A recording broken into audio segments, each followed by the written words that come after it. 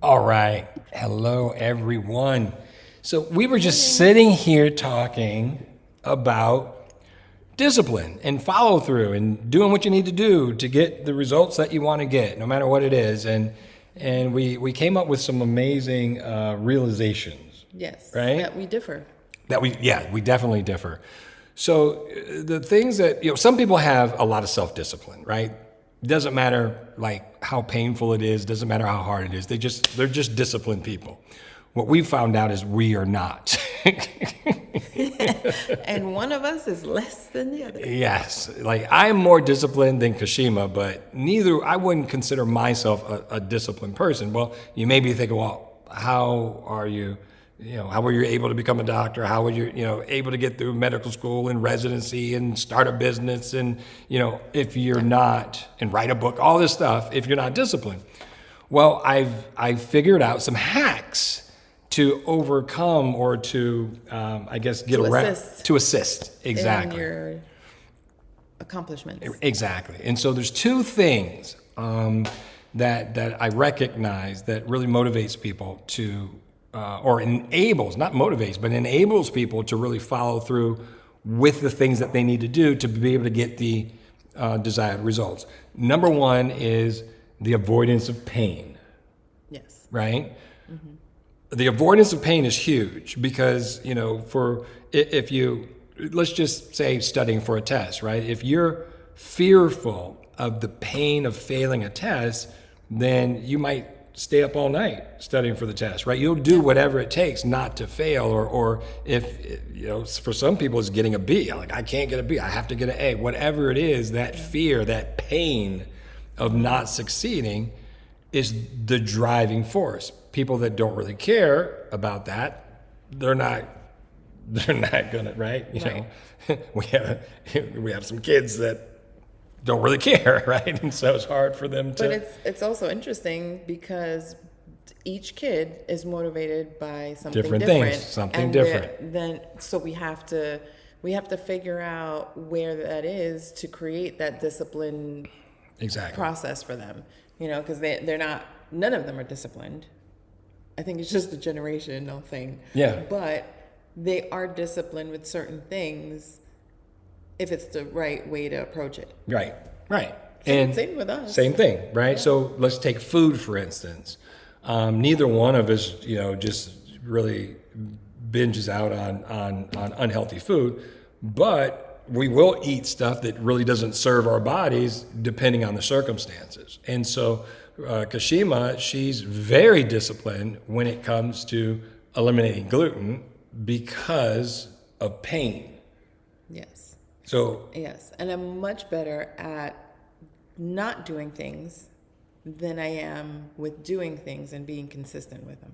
you're exactly right. So if you tell me, don't do this because it's going to cause this, or I know not to eat gluten because it causes me immense pain, then I'm not going to do it no matter what. Yes.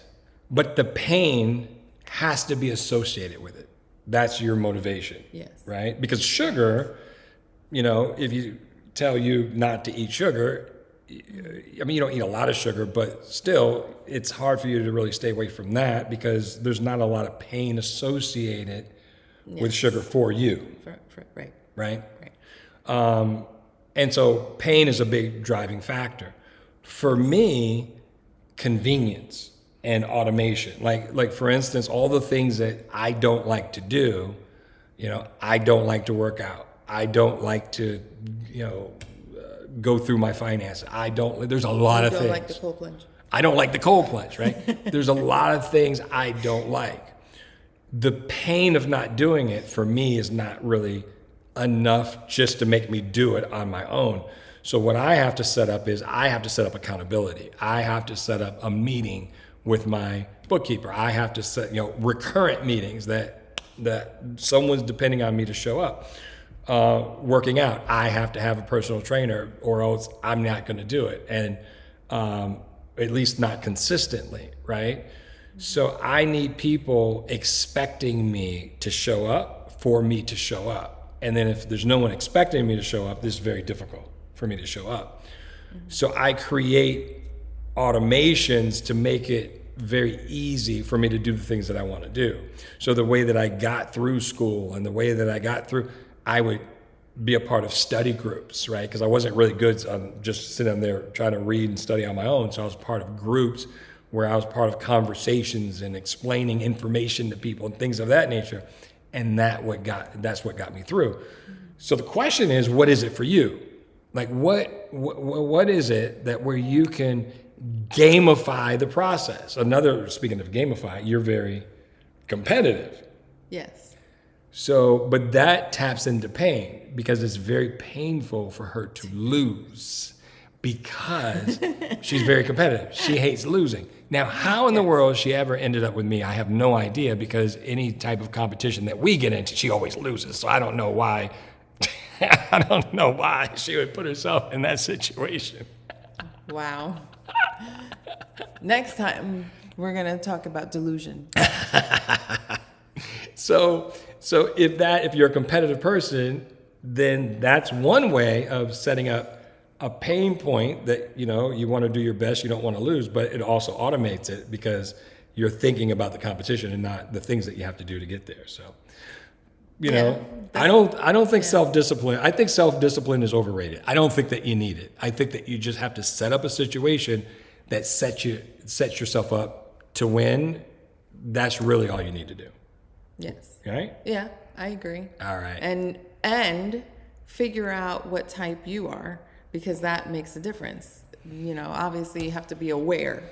You have to. What's going to work for you, right? 'Cause Yes. what works for you doesn't work for me. Exactly. You having that automation doesn't really work for me. You have everything scheduled out. I don't live by my schedule. So if I did that, it wouldn't work for me.